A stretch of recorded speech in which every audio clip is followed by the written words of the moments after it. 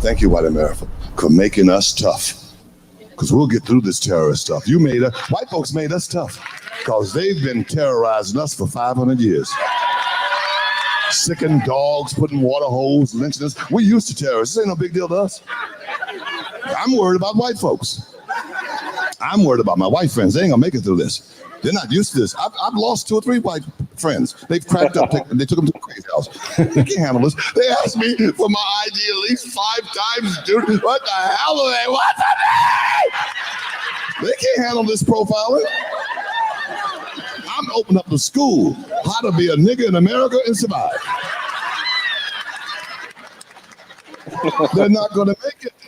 Thank you, white folks, for making us tough. Because black folks will get through this. Just like we did slavery. Rest in power, Paul Mooney, the godfather of comedy. You know, we've been so blessed to have him. And I just want to say, we have Brother Yahushua with us. You know who he is. We're going to play more Paul Mooney after this. But we're going to talk about, we're going to play more Paul Mooney after this. We're going to talk about him right now from the heart, because very seldom do we have such talented, iconic folks, kings and royalty around us with the body of work that he has, who did it the hard way. You see, Brother Yahushua, I'm glad you're here, man. And you are a king in your own right. And I acknowledge you for who you are in the history that we are creating right now. And I'm giving you your roses right now, brother. But I want to hear what you have to say. Oh, man. Talk to us. You know, I look at this, it's a sad day, but it's also a day that we need to reflect, think about it. Like you said, let's give people flowers while they're alive and appreciate them for who they are and what they stood for and the message they conveyed, either whether it's through comedy, whether it's through music, whether it's through activism, whether it's through business, whether it's through politics or even religion.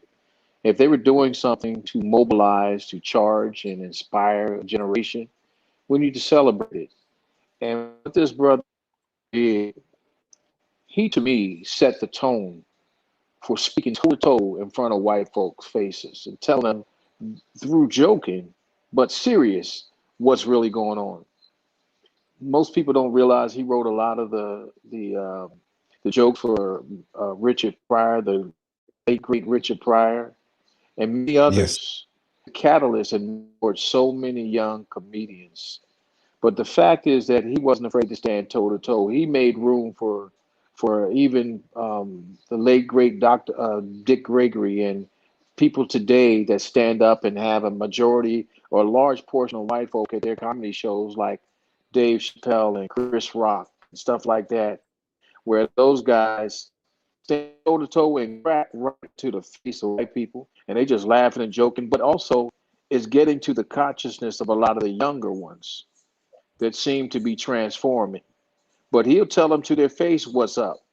Like I remember one time when Bob Dick Gregory told a bunch of, he said, "You all got to be cracker, and I'm going about your ass, and backwards you are, that you're going to invite me to come."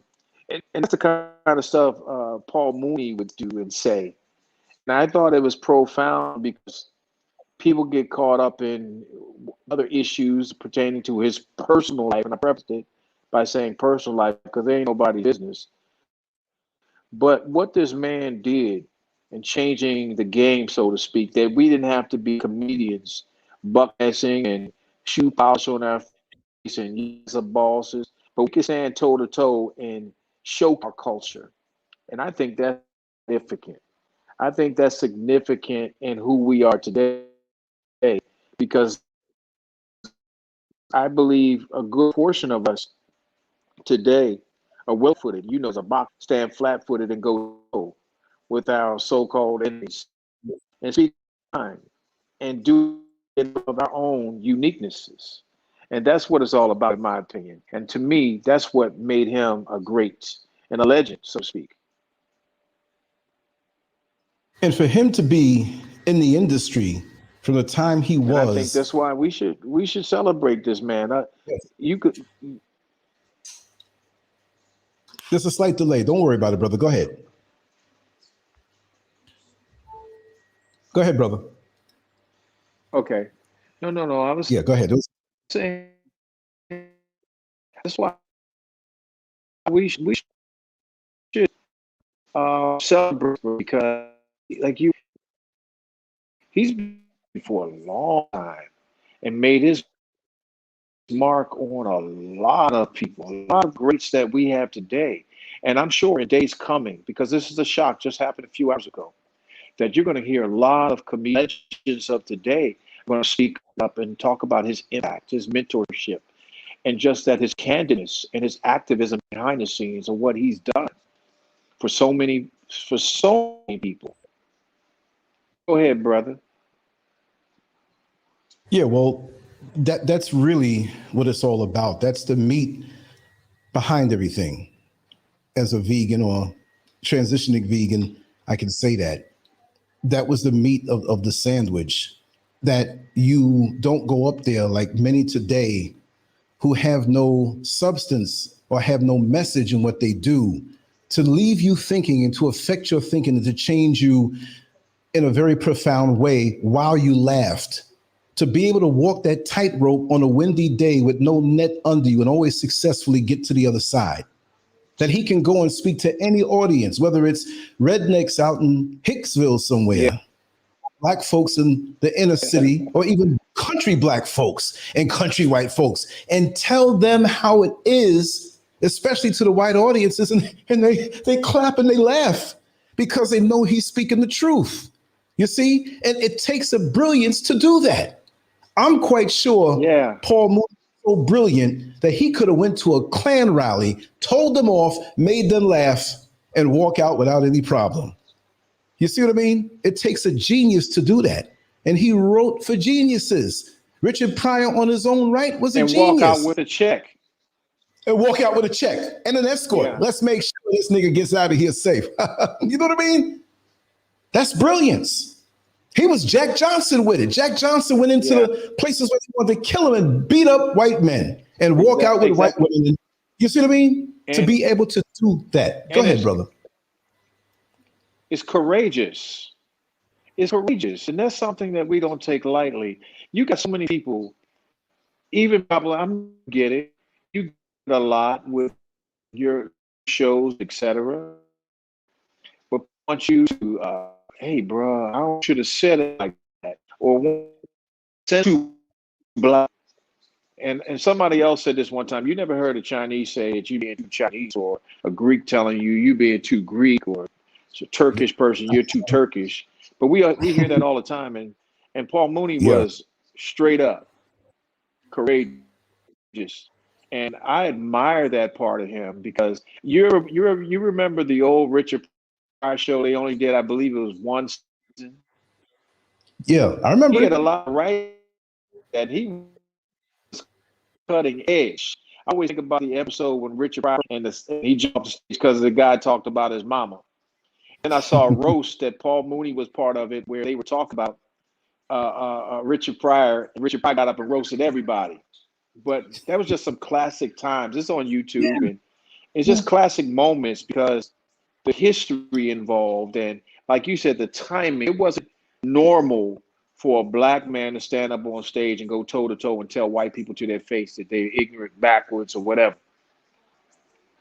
But I just admire that position, and I think we need to take heed to that to this day, and not think we need to have to apologize for being who we are and standing toe to toe with our enemies, internal and external. But I give all praise and props to the late Paul Mooney. But I want to say He's with too, the ancestors now. Oh, yes, yes. The delay had me cut you off. So sometimes if I cut you off, just keep on talking. But that's why for those who are with us, no matter what the age they are, when you see the brilliance and the value for our community worldwide, we need to acknowledge them. We need to support them. We need to let them know how important they are to us. We have to support them. It's not even just a money thing, but support them, get their spirits up, because Yeah. I know for a fact personally, when you're a creator, there's so much that you put into your work, no matter what field or area of expertise that you utilize. When you're a creator, you're giving a piece of yourself. Like in boxing, they say, boy, he left a piece of himself in the ring that night. Like when Ali fought Frazier the third time, they both left a piece of themselves inside that ring for you to enjoy and for you to say, wow, what a moment that was. And creative people, and Paul Mooney, of course, is, because I say is because his energy is still with us. His energy just changed forms. If I see you, brother, get out of your vehicle, you're not the vehicle. So when you get out of the vehicle, I don't say, oh, my brother's gone forevermore. You just got out the vehicle, went somewhere else. You understand? So we have to still acknowledge and send those good vibrations to him. Yeah, he had some physical issues, as many of us will when we transition. We're not going to transition because of good health, right? Well, things happen and people say things, whatever. But overall, the overall report card, nobody ever was held back from graduating to the next level because they failed one test. You see what I mean? So let's look at the overall scorecard of what he gave to us single-handedly, just like a Muhammad Ali was perfectly made for the 60s in boxing, and to have that platform and to be as pretty as he was and muscular and talk like he did. Look at Paul Mooney down through the last few decades. From when I was a kid, before I realized who this guy was, I'm looking at him and say, he talks different than everybody else, but I like him. That's the uncle that we always had at the cookout that some of us were scared of, but he always spoke the truth. You see what I mean? I don't know if Brother Yehoshua dropped out because of the signal or whatever. I still see that he's connected in with us. And maybe the internet. Okay, there you are. You're back again, brother. You're up. Oh, there you go. You're back. You're back. Yeah, but look at how many of us who come at the right time into this world and are perfectly made to nudge the masses a certain way, where he nudged them in a comedic way. And we have others who nudge in a different way. We have a Malcolm X, we have a Paul Mooney, we have Arthur Ashe, who is dignified and laid back, but broke barriers, but maybe wasn't as militant enough for others. So we have people coming in different forms, you see? Every restaurant doesn't have the same chef. Every beauty parlor doesn't have the same stylist. You know what I mean? I think he popped out again. Let me add him in. He came back in. Yeah, the internet is really, yeah, there it is. You pop back in, brother. I think my internet is a little stressed right now. Or maybe it's the agents doing that. But go ahead and talk to us, brother, just in case this thing cuts off. I want you to get your words, and they'll always see me. But continue on, and I give you center stage. Oh, man.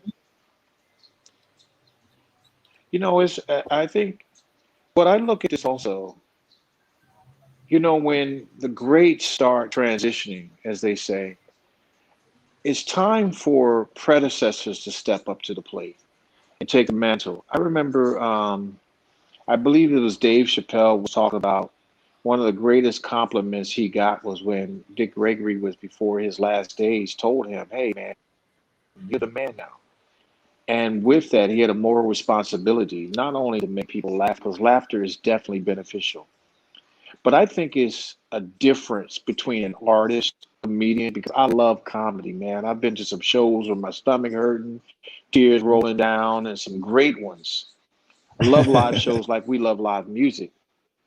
But I think it's a difference between a comedic artist that can convey a message, make you laugh, make you think, tell great stories, or somebody's uh, um, just vulgar. Somebody, I remember one comedian was telling me, said years ago, there's a difference between cursing for the sake of cursing and cursing as part of your backdrop. Richard Pryor was great at that. We know a lot of his where because it's telling stories. Lavelle Crawford is a great one for telling great stories. You know, a lot of people don't like him, but I enjoy Mike Epps because Mike Epps reminds me of the brother that's sitting in the backyard just cracking. But he could tell some stories about that all of us can relate to, uncles and stuff like that. Of course, Dave Chappelle and Chris Rock and some of the other unsung ones that are new in the scene. There's another young brother named LeVar Oh man, I follow him on Facebook. Forgive me, LeVar. Oh man, because I got his name mixed up with Lavelle, but I'll think of his name. But he tells some great stories, and I think somebody that can tell a story, get their message across, make you think and laugh at the same time, that's a gift. LeVar Walker, that's his name. He's a tremendous one, and of course you got Michael Blackson with his style and Red. You know, so many of them. Martin Lawrence was great with his stories, and of course Kevin Hart has his ways. You know, some people like Yes. him and don't, but he's at his best when he's telling stories. You know, they got a lot of that from Cosby. Was a great storyteller, and I think the ability, like the young comedian LeVar Walker, has an old skill. You could tell a story and do your set, and you could bring in other stories, but you always relate it to your original topic. That's a gift. That's an art. And it engages you. You can all relate to it. You know the character. I remember when we were in high school, I graduated high school in 81. So I'm not an old head, but you know, I'm a middle old head, whatever. But my father used to have a library of Wild Man Steve, Moms Mabley, Rudy Ray Moore, and Richard Pryor. Yes. And we used to know when the grown folks, that was before VHS came out. That's when we started seeing the Richard Pryor stuff. Right. And I remember coming home. It was one of my favorite albums of all time, Richard Pryor. That nigga's crazy. And he used to do Mudbone and stuff like that. And the crazy part is that you didn't have no video, but we'd be my buddies from high school before my parents got home. We would flip it on the turntable. We'd be on the ground crying and laughing. And then I had the awesome opportunity. I lost that book, but it was the biography of Richard Pryor. And he was talking about Paul Mooney and what Paul Mooney meant to him in his career. Literally, you know a good book about a biography when you actually reading it in the person's voice. Literally, I was reading the words of the book and I could hear Richard Pryor talking. It's like when I read the autobiography of Malcolm X, it was like I could hear Malcolm X talking. That's a good book. So connected. These people are generational people. Oh, bro, you know it. You know it. See, these people, this is why we got to give props to the greats in our community and understand and respect contributed. Forget about their personal lives. That's irrelevant and immaterial. But what they have done to contribute to an industry, like I said earlier, Paul Mooney brought dignity and respect and strength to both men and women comedians, that they could stand toe to toe and speak on issues and not be afraid of being whiteballed. I ain't saying blackball, but whiteball, to the point that they had to be worried about being censored. But they could just stand toe to toe and speak their mind, speak their truths. And this is why we got to celebrate the greats. But here's another point to that. And I alluded to this the last time I talked. We got to protect our greats. We got to protect our greats. Baba Dick Gregory used to say how people sent out, tried to kill him several times, tried to poison him. There's other people that have tried to do that because they didn't want his message to get out. And we have to protect. If nobody else celebrates our own, we got to celebrate our own. And if we see our own screwing up or doing stuff that's dishonorable, let's fix it. Don't wait till you hear about DMX before, you know, they have a drug issue. We celebrate them, yes, but offer assistance to these people. We got to be their guards because there's a lot of pressure being a lead black folk. Number one, they don't want us to lead. And then you got some of us who try to sabotage our own people for whatever reason, foolishness, BS, whatever. And we got to protect, we got to put a, you know, in the church, they say a hedge of protection, which don't mean nothing because it didn't work. But I'm saying literally the protection around our people. Because if it was an Italian comedian, ain't nobody would mess with no Italian. If it was an Italian leader, you mess with the Italian leader, you got to deal with the whole Italian community. We're the only people that allow our greats to be marginalized, disrespected, and dishonored, and their legacy interrupted by the media and the power structure to unearth some foolishness that does not matter to us. Everybody right. knew Paul Mooney was homosexual. Everybody knew that. Who cared? Mm-hmm. Who Right. cared? That's his business. Who cares who he been in bed with? But what the man meant for our people and what he stood for in the empowerment and the mentorship he did for some of these young cats out here that's making money that would have been on the corner selling drugs or hustling or dead. That's right. Mike Epps would tell you he'd be in jail. Kevin Hart would tell you they'd be in jail. They live in their passion because they looked at this guy like a Richard Pryor. Because Richard Pryor wouldn't be Richard Pryor if it weren't for Paul Mooney. You see what I'm saying? So Yes, imagine how indeed. many people look up to Richard Pryor and say he's the king. But Paul Mooney was the king behind the king that fueled the king. The Bernie Macs and those people. Bernie Macs could tell stories that make you, oh, Bernie Mac got the Bernie Mac show based upon his Kings of Comedy story talking about give me some cookies and doing all this That's other right. stuff. And talking about his sister's children and all that stuff. Just think about Bernie Mac. As raw as Bernie Mac was, he said, I ain't afraid of you motherfuckers. That's what he was saying. But to think of how powerful Bernie Mac was, he was influenced by this. That's right. I ain't eat no pumpkin He pie. was able to be himself. Exactly. But to be able to stand up, think about how awesome and profound and how much of a cultural movement we all used to sit up and watch it. You know what I'm talking about. Come on, HBO. You know what I'm going to say. We couldn't wait for Martin Lawrence to come out there and host it. It was nothing like Def Comedy Jam, nothing. And then, when that sort of died off, we watched BET. I forget what Comic View for that. And that's how you got a chance to see people like Arnaz J and those guys. They're the greats, But if it weren't for Paul Mooney, again, bringing dignity to this, you had the Flip Wilsons, but somebody put Richard Pryor on TV? What?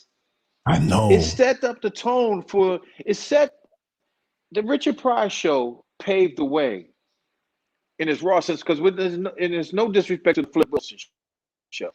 But Flip Wilson was great. He was a pioneer, but it still had a little, in my opinion, it still had a little white edge on it. It was still a little white edge. But Richard Pryor was raw. He did black stuff. But it opened the door for shows like The Chris Show, Pootie Tang. Wanda Sykes got her stuff, and JB Smooth got his spot on there. I believe JB Smooth was on Chris Rock show. But then you had the Chappelle show, those little skits and stuff like that. That was inspirational from Paul Mooney, who was a key behind Richard Pryor. Look at the greats that came from Richard Pryor show. Williams, Pop. You know who Pop is? What's his name? John Witherspoon was on there. Marshall Whitfield on there. Tim Reed was on that show. All those faculty. These were great. Robin Williams, the late great Robin Williams, was from Mork, because I remember him. I was in middle school when Mork and Mindy came out, but he was just a nobody. But he was a white boy on that show. And they would give tribute to and praise to Paul Mooney. So we talking about somebody that went beyond just influencing black comedian geniuses, but also white. And so, we got to honor these people. We can't just wait until they dead, but honor these guys and study. We got to become historians of our greats now. Exactly. But this would lead me up to you, bro. And I know you ain't looking for no flattery or nothing like that. But to all the haters out there, get a life. That's going to marginalize and try to slander this guy. I'm going to say it because he's not going to say it, but I'm going to say it. This brother has a platform with others out there that are doing similar work. We don't have a real media outlet to share our stories. We got some that got political biases. I'm not going to mention names. But they have political biases. If you think for yourself, if you're an independent thinking black man or black woman, they're not going to have you on there. They're going to attack you. If you call out sellouts or stuff like that, they will ridicule you and try to chastise you on television. If you don't go with the status quo. But Brother Lance here, is a pioneer in the making. I'm talking about pioneer now, but I'm talking about something big. This is time, family, where we need to put our money behind this brother and support this brother, because we don't have a CNN or BBC to this day. We don't even really have a BET no more. We don't. We need a voice that's going to speak and share our narrative. How many platforms can you all go to if you bring in something new? We're talking about a new idea. We're talking about a platform by which we share our perspective. We're tired of other people sharing our narrative. That's what this one motivated me to say this. Get behind, not just behind this brother, but beside this brother, and protect it. Because the haters are out there, and they're not going to last long, because this movement here, you can't stop it. You could try to, but you can't stop it, because they ain't too much more anybody could do to us than hasn't already been done. But I'm saying this to my brother and to my friend. He's our mouthpiece. He's our BBC. He's our Al Jazeera. He's our CNN, NBC, Fox, whatever. And we need to use this platform and support this platform. I know he doesn't have a space, at least I'm not aware of it, that we can send money to him or Cash App, but we need to do that. We need to empower this brother and protect this brother so he can get better equipment, better things. Because listen, with this new movement that's taking place, we need our space, because Facebook jail now for speaking the truth about some damn racist white preacher that supported Donald Trump, and all of a sudden now she stole a church from a black family in Orlando, and they blackballed me because I spoke the truth about it based upon facts, not my opinion. So anyway, this brother provides a platform. We can speak our truth. We can share our pains together. We can share family stuff. We can get information out. We can share red alerts. This is why we got to get behind this brother and beside him and say, listen, show your love by just not sending positive vibes on a comment section. That's great. That's well and good. But let's put our money where our mouth is. Because if his name was Goldstein, trust me, he would already be set. He would already be set. If his name was Lance Hoffman, he would already be set, because the entire community would be behind him, beside him, and protecting him. So he's a jewel, and we can't let this jewel go. And I'm going to tell you from this guy, this brother, this king, he's a man of integrity, a man of honor, a man that's transparent. He will share with you, if you ever knew him like we learned him and know him, he will share with you his ups and his downs. He ain't got nothing to hide, but he cares about our people. That's why he lives this day in and day night. I haven't seen him without his camera. He's not doing this because it's the new thing, the quick money scheme. He don't even care about the money. He cares about his liberation to uplift our people and showing the greatness of our people. And that's what he's about. So family, that's my spill. And I'm telling you, he's helped me even come out of my shell, because let me tell you something again, it's not easy doing things for our people, because sometimes our people can show they're unappreciative people, but we don't do that to anybody else but our own. Celebrate this king here that y'all, while he's breathing. Celebrate him and his queen while they're here, because what he's doing and the platform he's providing, an outlet for us, is tremendous. The same way we celebrate our good brother King D-Nice, who did something tremendous on Instagram with his saving us on that lockdown. We all the way over here in Ghana, and people from all over the world were escaping the lockdown. Lance is doing the same thing here, family, and helping to elevate us up. And I know we talk about Paul Mooney, but I got to talk about my brother. Both of y'all bald headed, so y'all got that in common. But no, family, we got to support. Thank you so much. And thank you so much. If you say you love him, of the show, send him some messages and send your dollars in. I'm telling you, send your dollars in, because equipment ain't cheap. Time ain't cheap. And if you do something worthwhile that needs attention, he will schedule some time to promote you. He will. How many white media outlets will do that? So I'm telling you, family, this is sacred space here. This is our BET for 2021 moving forward. This is our CNN, our BBC, our Al Jazeera. If you believe it, if you believe what I'm saying, put your money where your mouth is. Support this king. I know it wasn't planned. I know. I know, man. You have to do this. I'm just glad for you to be here, man. And like I said, that is in the midst of, I have to say it, I think it's appropriate time. There's a lot of a smear campaign. There's a lot of naysayers. There are a lot of deceptive people who have been in my midst who you will not see on this platform anymore. Unbelievable. I've maintained the dignity on this platform by not turning it into the house of drama. But I have been severely disappointed by those, especially one in particular, who I was behind for many years, several years. But I can't support deception. I can't support someone who puts out a persona one way, but he's really living another way. And who am I to judge? But judging is when you don't know.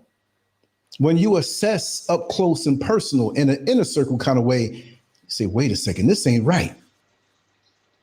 I can't support this. And this is what you've been all of these years. And I've been promoting you and putting you out here. And then you show, let me just say something for a second, just live for real. Mr. Scurv, Mr. Scurv, I need you to come over here, please. Mr. Scurv. I don't know if she'll, oh, I hear water, so I know that she can't come out right now, right? But it's really phenomenal in a bad way, what we've had to deal with. But then when people show their face to me or show gross disrespect with profanity and disrespectful words to my wife, I don't care who they are, you ain't gonna be on this platform no more because it's all about the real. And we're not perfect. You don't have to be perfect to be here. But I must disassociate myself with anyone who you don't see on this platform anymore. They are frauds. There are many who come regular, who ain't perfect and who will come clean with it. But when you now go to attack me, right, and try to put falsehoods out there because you fear my growth, because you know you're not going to put the work in like me. It's not a narcissistic statement, but I'm built for this, and this is what I've been doing long before you came to this platform. But I'm a servant of my people, but I'm not a fool for a few, and I will not be used that way. So now you go out to the world and run your mouth and try to turn others against me, and things get back. But then you got to understand there's so many that love me also, and will look at you like the fraud that you are and say, look at this. What is this person really about? What has he really done? What is his work? Really, let's go past the paper thin cardboard cutout imagery. Combine that with what I know and what I found out. So please understand, we are not going to turn this into a drama platform. I'm just going to say that. But if you don't see certain individuals around, it's only because I will not support a fraud who is in it for their own reasons and whose life is diametrically opposed to what they put out there as far as their paper thin imagery. Now, did I call any names? No, I don't.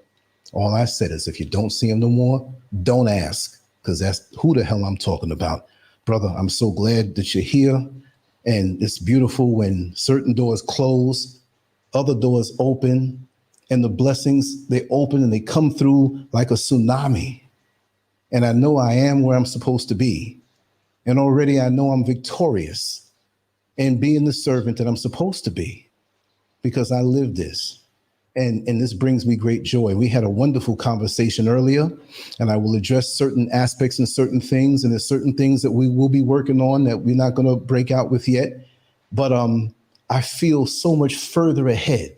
I feel just as good as when I was constipated and went to the bathroom real good. I'm free now, and nothing can stop me. We're going to rise together as a people. Thank you so much. That's right. Yeah. Because there's no way I could have put myself in this lane so fast. You know what I mean? Unbelievable. I know it's divine. And brother, I know, and I have to say it again, we're making history, and you're very much a main part of that history here. We know that there are frauds who try to just get on the podium and want the adulation and want to posture and say the words, but nobody wants to really do the work. And you're one who has been doing the work, and you have evolved through many different platforms and different areas to make you who you are now, so that you can speak on anything that comes at you. And it's just divine how we met, divine how we lined up, and divine how our plans overlap. And again, I say, I'm behind you, I'm with you, and I'm here to support you. And vet me, come to me. That's the way real men do it. If you hear anything that you know might be a possibility, say, hey, Lance, what's up with this? And we'll talk. Only punks don't face or ask the people that they have or claim to have a problem with or an issue with. Check my credit every few months, every week if you want. I pay my bills on time, symbolically. You know what I mean? Because I don't have time for the foolishness. I understand how this artificial concept called time moves along pretty fast. Oh, absolutely. It was just the other day that we found out that Dr. Martin Luther King was shot. It was just the other day that we found out that this one passed away and that one passed away. And it's like, wait a second, here we are in 2021. And it's always good and great to understand where we were to know where we should go. But how many people are really doing that with the understanding that they have to know that we're making history right now as we speak? Somebody took those pictures of Muhammad Ali and Malcolm X hanging out. Somebody took those pictures of Dr. Martin Luther King puffing on, what was that, a Marlboro or whatever. True. But just these iconic pictures. So why do we all want to sit up there on the podium? There's some of us who have to sweep the floors. There's someone who has to get the food ready. There's somebody who has to do the transportation. Or maybe mine is to just get a little video camera and record what's going on and not interfere with the great history that's transpiring in front of us. But you have to realize that.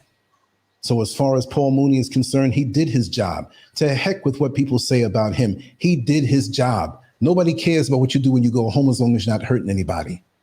He did his job for us, and he made me be able to stand up a lot taller. He gave me some lines that I used on some white folks when they thought they had me cornered on the job. He made me come up with my own.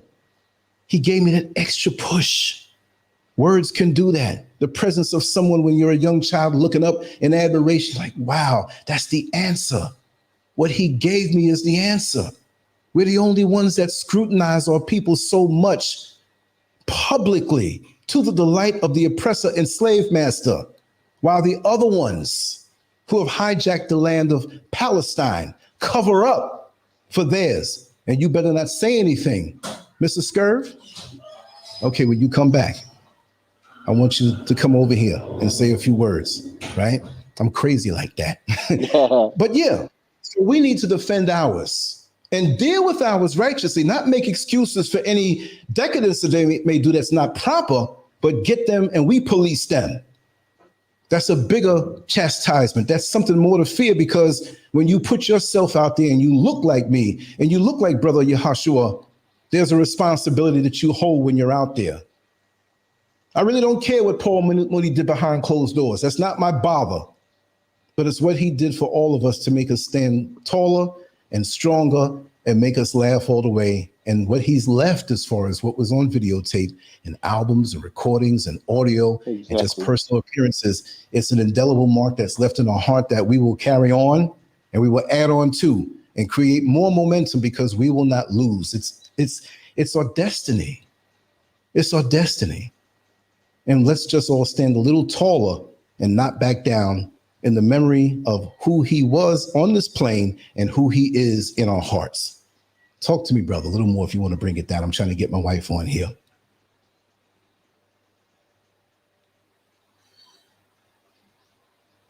No problem at all. I was going back to creating this new world. I'm a girl's time. Step down, next up, man down, next up, woman down, next up, woman down, next up. So that means that now those that have been sitting on the sideline, the first string guy sprained his ankle. You got to step in. You can't say you're not. Life has prepared you for the season now. And this we got to be about and ready and be available when we're called upon. Now is the time for that. We're at a critical moment as a people. What are we going to do? We're going to sit back and continue to complain about stuff, or we're going to make some moves, make some power moves. Every one of us has a role to play in this whole dynamic thing called life. It's our divine purpose and our destiny. Our purpose is associated or connected to a place and a people and an assignment. So each of us has a role to play, just like Lance's job is to help be the media personality, to help get the messages out, to get the different messages out, to bring our perspective to the situation or the service. And every one of us has a role. I always use sports analogies. On football, NFL, you got a head coach, you got a general manager. But that head coach, he's not the only coach. You got defensive side. You have a defensive coordinator. He's not the whole defense. You got the defensive line. You got the line's coach, defensive line coach. You got defensive back coach. You got the safeties, and then amongst them, you got different amongst them. Offensive side, you got wide receivers, running backs. You got the offensive line. Then you got the kickers, the special teams. You got all that. You got the trainers. You got medics. You got those that work on strength and training.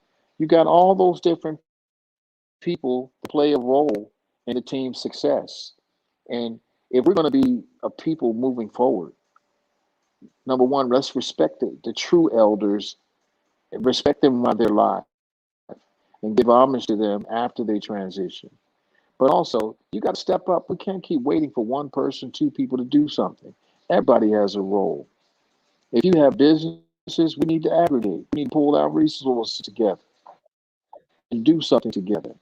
Relationship power, that breeds room for jealousy. You're comfortable with who you are. You're comfortable and know your divine purpose. You have an assurance of your identity.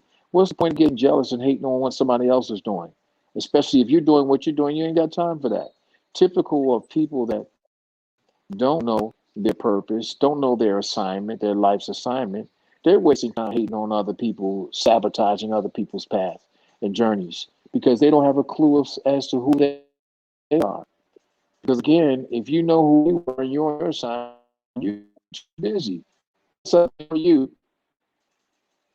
And so this is why we got to be about the work. Everybody has a role to play. Everybody has a job to do. Y'all saw my eyes wandering when I was sitting here talking, when Lance was talking, because I just saw this fine woman walk across the hallway into the kitchen. And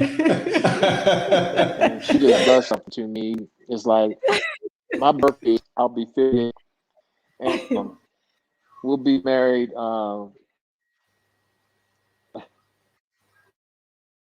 7 years tomorrow. And next month. And we'll also be together 13 years. We got married on the same exact day, 2 years later, that we connected. We became a couple. Wow. And she still does that thing to me when I see her walking, little switch, little black woman switch. And I saw you pause a second, brother. I get tempted. What'd you say? I said, okay, I saw enough. You. No, it ain't never enough. But you know what? That's important because our people, especially our young people, need to see black love. Because I got to tell y'all this before y'all start talking. When I was growing up, I didn't think black people, black couples hugged and showed affection, held hands and kissed. I thought that was just white people. I'm telling you the truth because I never saw that. I never saw black women holding his black woman's hand in public. I never saw that in my home. I never saw, you might come and pat the woman's butt, but that was him and he was doing. But I'm talking about a man. He comes see her in the kitchen and just go hit her on the butt and hug on her and love on her. I just never saw that. And so I'm doing what I did not see. And our children need to see black man, black woman loving a black man. I believe in black love. And that's enough of my rant. Well, you know, we got Mr. Scurv right here. She's doing something in the kitchen really quick, but she wants to say a few words to your brother and just to everybody out there really, really quick. And we're going to wrap it down because I have another show coming up in 30 minutes. But yeah, go ahead. Take it away, Mr. Scurv. Hello, my brother. Hello, my brothers and sisters out there. I was just listening to a little part of the show. Well, you are so right. You are so right. But I have to say that Lance, I have to give Lance that because he's the most loving person. He loves to hug and all the time, and in the street, kiss, and the supermarket, every line, every hall we go down, he have to say, "Oh, I need one." So, you know, it's so. Oh my! I'm glad that you brought that up because that is so good. It's good for us to see that our children, and you know, I mean. Wow, it's a good example to set for our brothers and sisters out there and our children and grandchildren and great grandchildren to come. So that's a wonderful thing, you know. And I'm so proud of Lance with that because absolutely his parents, you know, really teach him well. Oh. Yeah, so, you know, that's a Well, you know, that's what it's all about. Nothing's perfect, but we have to undergird each other. You know, we all have a purpose, and it has to be interlocking. It has to be something that each thing complements the other. Each wing complements the other. When I look at the Harlem Globetrotters and see how they throw the basketball around and everything was synchronized and smooth, that's how we have to cover each other. That's how we have to work with each other. Even if sometimes we have a disagreement that's really a misunderstanding in our heart, we have to know that we'll straighten it out later, but we have to think about the bigger mission. But when people start to reveal their ugly insides to show you that they resent you for the light that you have inside of you, when they resent you because you're really about the upliftment of our people, when you're really about that and not for any selfish reason, not for any narcissistic reason. I'm not out here trying to make a harem. I'm not out here trying to tell you I'm a prophet. All I am is a servant, and my tracks in history will show that. For those who are fakes, show me what you have done. And that's why I respect you so much, brother, because with your resume, with all that you've done, not because you're a person who is educated and a person who has held different stations, but the heart and the soul that you have to serve the people throughout all of that, because there's no one more than you who can push their chest out, but you're out there as a servant also. So from one servant to another, I see the greatness inside of you, and I want to aid you in going higher, and you have my full support, my brother. Thank you so much. And all the resources of my household, you and your beautiful wife will never have to worry about a roof over your head or a place to eat or money in your pocket. I don't know about nobody else, but you got us like that. Yeah, I'm telling you. Yeah, man, I'm just, you know, I just want to, you know. We love you guys for sure. We love you all too. Yes. Thank you. Yeah, and you know, it's even when we were in Florida, and you know, Lance have the show, he always put everyone in front, and I have to tell him one day, no, you got to show your face. This is your show, your platform. You got to show your face more. And, you know, because he always try to put everyone else in front of him and, you know, and support others. And it's so sad. Sometimes you don't get back that kind of support. And it really, man, it's heart wrenching to see the things that even happen, even since we come here. And, you know, and the rumors, the stupid things, those are the stupid childish stuff, you know. And you know, it is what it is at this point. We got to move on with our life and do what we have to do at this point. So, you know, with the negativities and all that stuff, you know, just put it aside and keep it moving and live your life. Do what you have to do, because tomorrow is not promised to no one. So we have to do what we have to do. People will come and they'll say this and they'll say that, you know. No one wants to tell the truth, you know, because the truth hurts, you know, and that's the bottom line of it. So you know, it is what it is. And if you don't see someone here anymore, it's the reason why they're not here anymore. And, you know, I'm going to do what I have to do, because we do a lot to build up this platform and supporting our brothers and sisters out there, do what we can do for others, you know. Kick rocks. Yeah, we have to stand up for our brothers and sisters. We have to do the right thing. And if someone is not, if somebody in the crew that is not right, we gotta get rid of them and keep it moving. You know, that's what it is. It is what it is. It's always someone there, always causing some problems. So, you know, you gotta let it go. You know, you gotta live your life, you know, and keep it moving. Absolutely. Yes. But it's so good to see you, my brother. Say hello to your beautiful wife. You know about being here in Africa was that we all come with different amounts of baggage. We come with a past, but it's a place, if you will allow it to be, where you clean yourself from, start a new leaf and recreate yourself. And I'm not talking about covering up mess, because some mess has to be dealt with and addressed. But I'm talking about if you genuinely want to be transformed. This is the situations like we are in the U.S. So you can come get cleaned out from all the hurts, the pains, the disappointments, etc. But at the same time, you coming over here with crap, it will be exposed quickly, because you can't hide but so far.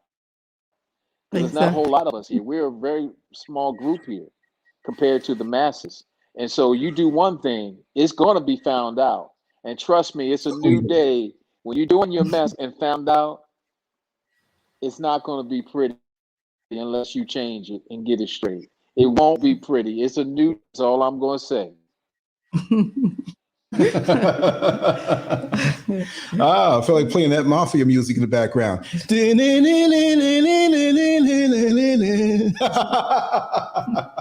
You know, I'm a comedian. But my brother, I'm going to wrap it down. I'm going to do something really quick. I got a little show coming up very soon, and we got to do this more often. I'm so glad that you had the time to be able to come here and spend and share your words on the great late Paul Mooney. And I'm going to go in maybe later on in the week in a deeper show, to go in on like a long conversation with call-ins and stuff, so we can really go on in deep. This was really a knee-jerk reaction, because when I woke up this morning, you know, he was with us and he transitioned, and Empress G gave me the call, and I said, you know what? We got this other show to do, but I have to get this one in a timely fashion. So, you know, we're here and we have to honor each other. And I'm always going to be honoring you. I'm always going to be honoring your Empress, your wife, your queen. I'm going to honor even those who I don't know. I'm going to honor those who don't even honor themselves at this time, who may not know who they are and know the station in life that they have yet to hold down. Just because they're in a certain place now doesn't mean they can't ascend. But for those who put out there that they have ascended and they are iconic and they're deceiving the people, we got an issue. You understand? So I'd rather deal with the drug dealers and the whores and the harlots and the homosexuals. I'd rather have them by my side, sincere in who they are, knowing that they need to move up, than somebody who knows better, but he's using that position just for his own decadence that the world can never believe that they're into. That's where I'm at right now. Just be real. Yes. I agree. Much love to you all. Peace. All right, my brother. Yes. I'm gonna play a little bit of thanks Paul for Mooney. having me on here. And yes. I know it's a little delay. Go ahead, brother. so thanks for having me on here, family. Thanks for having me on here. It's an honor and a privilege. I don't take it lightly. But like I said, support my brother and my sister right here. They're voice pieces. They're mouthpieces. There's a channel to get our message out from our perspective. Thanks again. Peace and blessings. Yes. Thank you so much, brother. Peace. All right, here we go. Full screen. I'm gonna play a little Paul Mooney until the time comes. We have the Black Unicorn coming in 21 minutes, actually 20 or 21 minutes. And we're going to go live with her. We're going to have a good time and get deep in it. And I'm in position. I think I might change the shirt to act like I'm on a whole different day. You know what I mean? When they see it again, oh, he had the same shirt on for the two different shows. People write me about stuff like that. But this was a knee-jerk type of show. We didn't know he was going to leave us, right?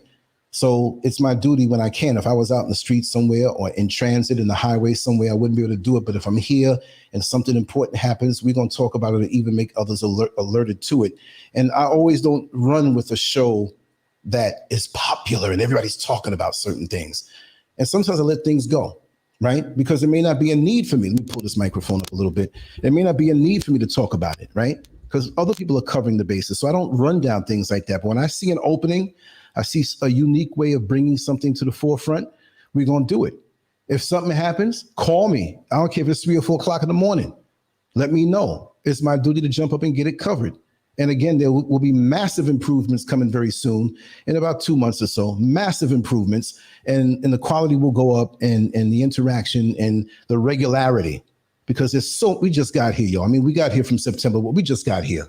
So bear with me. You've been bearing with me, but soon it'll be steady, rock solid, hard work, regularity, grilling, great content. I mean, just all the stuff. I live this, and I want to thank you all for your support and the love. And I'm just going to wrap this down right now, but I just want to play a little bit of Paul Mooney. Let me know if you can hear it right now, okay? Mm-hmm. Let me know if you can hear this. You know what I'm talking about. You know what? You feel me? Mm-hmm. White folks, don't try this at home by yourself. You might hurt yourself. Mm-hmm. You know we gonna get through this. And them white people who taught them Middle Eastern folks to fly in Miami ought to be put under the jail. Lock them all up. You don't have to be a rocket scientist to know what was going on. Them 12 Middle Eastern people went down there in Miami and learned to fly. I bet 12 niggas couldn't have did that. 12 niggas would have went there to a flight school. The FBI would have been there the next hour. What are you niggas up to? Since when was there an airport in Harlem? World War II, we was fighting on the white folks' side, and they didn't want to teach us to fly. But they stood up there teaching the Middle Eastern folks, who was up in class talking about, how you make U-turn. So this is the part where we land. No land. How you make U-turn. You teach me karate?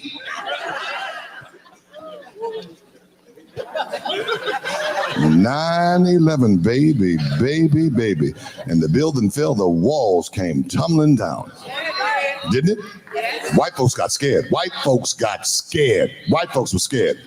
When white folks get scared, I get scared. White folks were scared. I ain't seen white folks this scared since the last Indian raid. White folks didn't even know God before 9/11. Baby, they just got God, and God bless America, and God. God's back in school now, and God. White folks that took God out of school, he back in there now, and God help us, God help us. Black folks, you know we know God. We know God. You get white folks on the plane, they'll start cursing and stuff. And God damn it, on my bank account, and hell, I'm gonna die. The hell out of here. We get on a plane, a bunch of niggas, and we start singing. You got shoes, I got shoes. All God children got. When we get to heaven, God hear us and make the plane come back up. The plane be flying right. God, white folks had me crazy. I went crazy. God bless America. God bless America. The hell with a bean pie. I want an apple pie, God damn it. God bless America. I'm not an Afro-American. I dropped that African shit. We're at war. I'm just American. We're at war. I don't want them sending my body to Nigeria. Send it to Los Angeles. I'm an American. I went crazy. And I've always been in the flag. White folks went flag crazy. I've always been into the flag because I know what's up with the flag. Betsy Ross didn't sow that shit. That bitch had slaves. She went to sleep at 8. A big old fat black handsome mama was up all night sewing that. Oh, child, I up so late I see stars. And Betsy said, well, bitch, put them in the flag and fry me some chicken.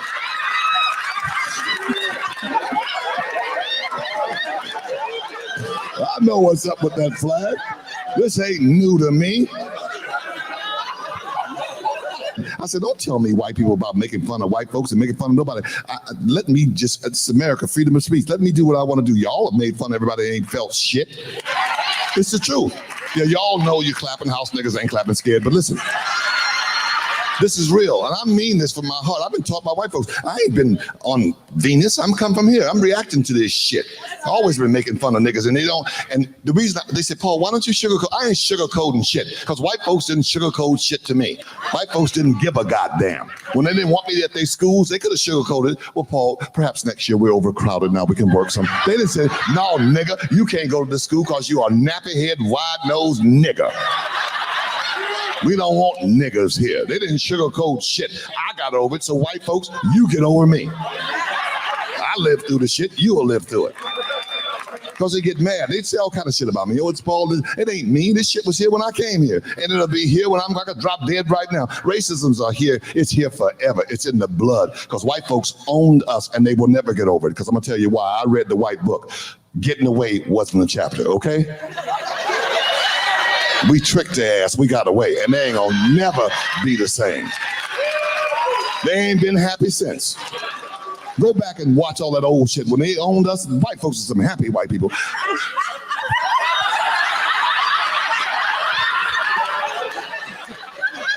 They used to waltz and they had to smile. Look at them now, they're so depressed and sad. The niggas got away. Let slavery come back tomorrow. Well, they don't want us in their little areas and all that shit. Ain't that funny? Don't want us in their neighborhood. When they own us, we was in their house. What kind of bullshit is that? Oh, I can't come in the neighborhood, but when you own me, I was warming up your bed. Now there's something wrong with this picture. Shit, when they own us, we had 12 and 14 jobs. Now that we free, I'm so sorry, there's no jobs. Mad because we got away. Let slavery come back in the mall. They'll be on that porch. Welcome home. Get your rest. You got to go to those 12 jobs in the morning. Your room is just like it was. We haven't changed it. What about the neighborhood? No, your neighborhood's our neighborhood. We got to learn to cry and faint, because white folks are faint. You ever sit in the bank at the robbery, somebody come in there, they will faint till that shit is over with. And I give it up to white folks. They know what to say in court. Niggas, we don't know what to say. Them white folks know how to, serial killers, you know that. I saw some shit on Showtime where them serial killers from driving from state to state killing people and wasn't stopping for gas. That shit, I was by myself, that shit scared shit out of me. I tried to turn to HBO. I got scared. Because they crazy. White folks will kill you, don't even have to know you. Why you kill? Won't you see them dead. Crazy as cat shit. And got all the answers in court. They asked the crazy white man, why did you kill your wife? I was sleepwalking. It's a very unusual case. We'll have to study it. Crazy nigga, why'd you kill your wife? I was sleepwalking. Oh, nigga, really? Well, we're going to put you to sleep. We're going to put an end to all of this. No, nigga, there'll be no more walking around. Crazy white man, why did you wake up and kill everybody in the house? I don't remember. He doesn't remember. What an unusual case. We'll have to study this. Crazy nigga, why did you wake up in the project and kill everybody? I don't remember. 2,000 years, nigga, I bet you will remember.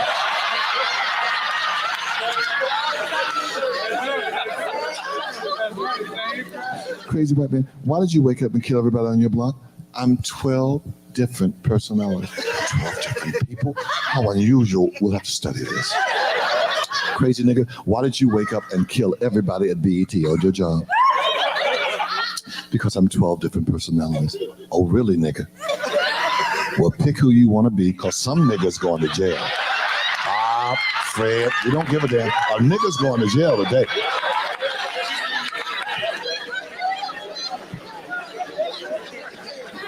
They don't let us get away with bullshit. But white folks can talk shit all day long.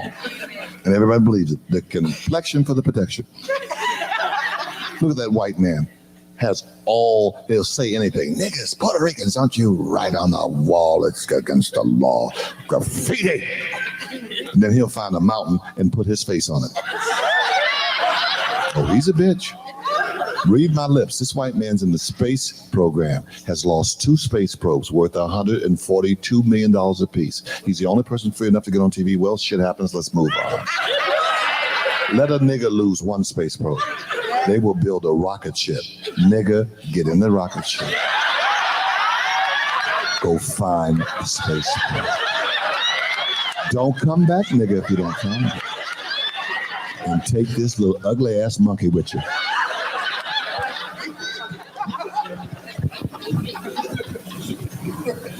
This is what I want to ask white folks. Why are white people obsessed with wild animals? What is the trip with them? They're always trying to train some of our animals. Those are our animals. Black folks, we come from where wild animals live. We don't give a damn about nothing wild. When's the last time you seen a nigga on an elephant? It's white folks. They can't help themselves. They try to train shit. They've been talking to some gorilla for 20 years. Coco. Remember you said, oh, Coco, steak, pussy, titty, Coco. Coco suck. Freaks. Always trying to train some shit. SeaWorld, they're trying to ride some shit. What is wrong with them? What is the matter with white folks? Sticking their head in the lion's head and trying to train a bear and a mountain lion and a black panther. This is something wrong with them. And don't mention a monkey. They are fascinated with monkeys. We don't give a damn about a monkey. You could be talking to a monkey and a white person come by in 5 minutes, they know all the monkey's business. The monkey's name is Dave, he's not from here. What? Tired of white folks trying to train wild animals. Train your kids. How about that? Train them. Train them. Sit, stay, leave the gun at home. I'm scared of little white kids. They're crazy. And they have on a Catholic uniform and run. Because they will go to school and kill everybody. For no reason. I'm a loner. I'm wearing a black coat. I was molested. I'm going to kill everybody. Crazy little ass kids. School has changed since I went to school. That shit ain't the same. When I went to school and we went to recess, we all came back. You go to recess, now nobody comes back. Where the rest of it? Somebody shot them, teacher, they did.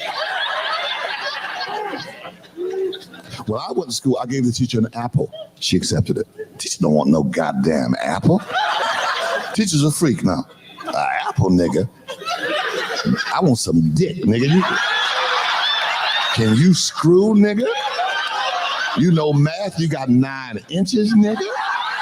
Get over here, move your ass, nigga. The teacher's a freak now. Teacher, I want a baby. Can you make a baby, nigga? I want 2 babies. Now, some of you quiet and scared like I'm making this up. You knew it about that white woman screwing that 14-year-old boy. Y'all ought to stop being naive like it's me.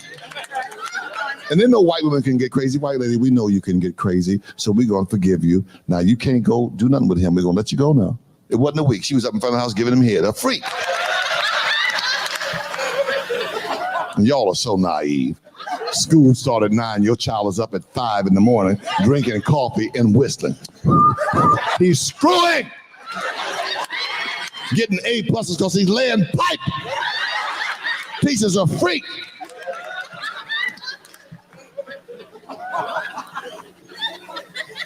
School has changed. It's a goddamn shame. It's white folks. Something wrong with them. That animal stuff, they're freaks. And the animals know. They know like we know. Go to the zoo. The animals, those animals know that white folks caught them and locked them up. Go take your white friends to the zoo. Watch. You don't hate when you see it. Watch where the animals stare at them. If they get too close, they'll bite them. Take niggas. Take 15 or 16 niggas over there. Them animals get so happy. They see that many niggas, they think they're going home. They start throwing up gang signs.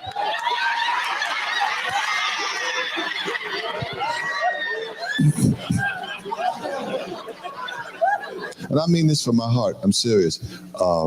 If you don't like what I say, just defend my right to say it because I'm an American. And I went to those white schools and I truly believe it because I studied. And I think like white folks. I'm just like them. I will sell your babies and then go home and sleep like one.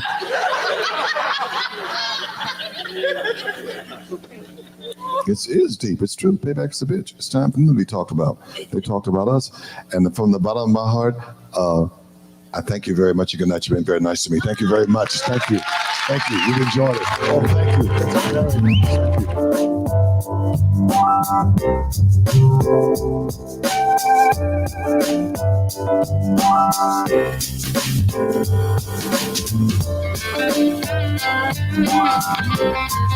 Just want to let you know we're coming back in 4 minutes with Isaiah 75, the Black Unicorn, and it will be live. So I just have a few more minutes to just click the buttons and get things started. So we're going to end this out right now. I want you to come back because it's going to be a phenomenal discussion. And I'm so glad that you're here. I'm so glad for you, Paul Mooney. Thank you for all that you've done for us. And we will continue in our own way to continue our ascension in this world. No matter who the opposing forces are, we're going to be the winners at the end of the day. Much love to you all. I will see you in a few. Thank you so much.